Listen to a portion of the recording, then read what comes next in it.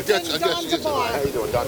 Hey, how you feel? What's going on? How you feel? Good. Let's maybe step somewhere here. Okay. Right on. Yeah, I'm a friend of Sadiq's. I'm cool despite that. Put this phone up real quick for you. Okay, go ahead, yeah, then if you can take like one step back, because I can't move that tripod too well. Perfect. So you were in the courtroom today? Yes. What happened? Basically, it was, we were inside the court, and there was attempt to quote unquote justify this 10-year sentence that Attorney Lynn Stewart was hit with. And we go through the procedures, and we remain clear that it's what Minister U.E.P. Newton had said before, that the Constitution is, really, for lack of better words, pagan poetry. In other words, it's a lot of terms and stuff that sounds good, but when it comes to being applicable to the people, to the community, we see it does not work in the interest of the people. And we see such case examples where the Constitution says you have freedom of speech, but we see in theory, but in practice we see what it really means. Freedom of speech as long as you don't say the wrong thing. And a lot of times the constitutions or the laws in general are tools of the state, tools of the ruling class to justify, giving the 70-year-old Lynn Stewart this type of sentence. To continue to hold people such as Mumia Abu-Jamal, Sunday Adekola, Sekou Odinga, the C numbers in Illinois, the people in general inside these dungeons, inside these modern-day concentration camps. And we very clear that we got to continue to do our job out here in the streets to organize the people, to expose these contradictions. So again, we're going through the procedures, but we very clear, and even with this this judicial process, must be utilized to further expose that Attorney Lynn Stewart's only quote-unquote crime is fighting the interests of the people, being a servant of people.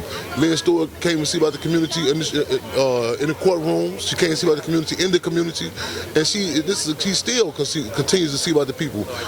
Since I got in New York last night for this case about Attorney Lynn Stewart. Testimony after testimony, people have been updating us about cases which I think she says she has witnessed 3 to 4 deaths inside those concentration camps.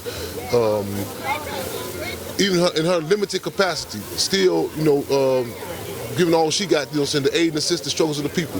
There was a case of a young lady, I think someone named Tiki, I may be saying the name wrong, where she was trying to get some medical assistance. And we know that the prison is a microcosm of the outside community. A lot of people talk about the whole injustice of it. We don't care healthcare in the outside community, so you can imagine what's going down inside those dungeons.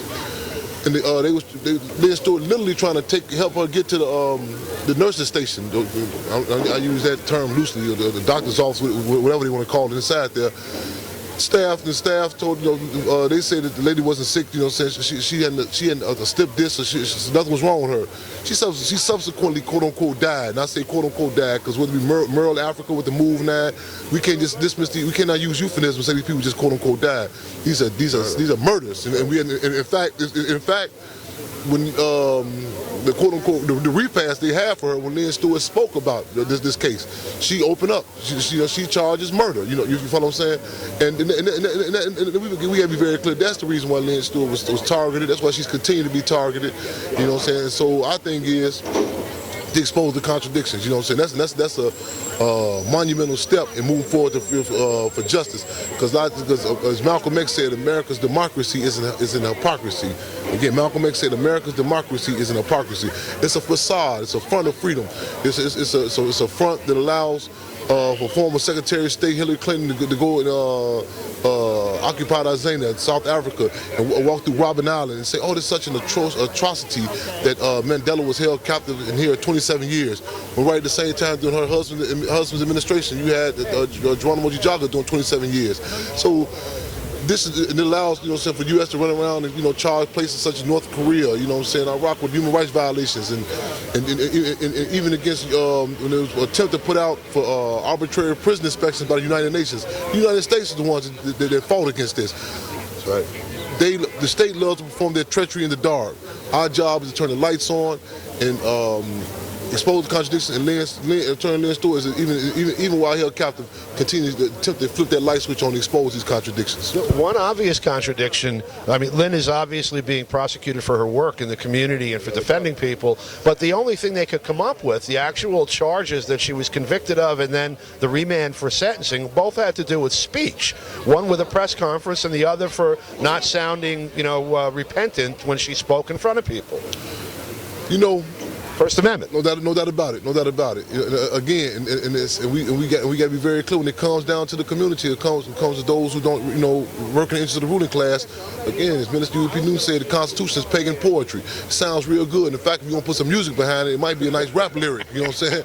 But the fix was in, and they were very clear. So whether they claim that she violated, that she said that she's not remorseful, it might be because she had the wrong color dress on. You follow what I'm saying? So, and again, and we very clear, and we want the people to be very clear, and we got to go through these procedures and expose these contradictions. But again, Attorney Lynn Stewart's only quote-unquote crime is, that she's a selfless servant of the people. And whatever type of facade, the type of front of guys they run down to us, we gotta be very clear. Again, if they didn't say that she was not remorseful, again, they just say she had the wrong color dress. If any type of thing they quote unquote justify Lynn Stewart being held captive in those concentration camps, and we say there's no justification. And we demand that Lynn Stewart, get back on the streets, back in the community in which she was a long time serving of. And again, I want to state this again, which she still continues to serve, even in a limited capacity. Limited capacity, not by her own choice, but even when they got her held captive, she still continue to fight and speak for the people. Thank you very much. Thank you. Free Lynn Stewart, free them all.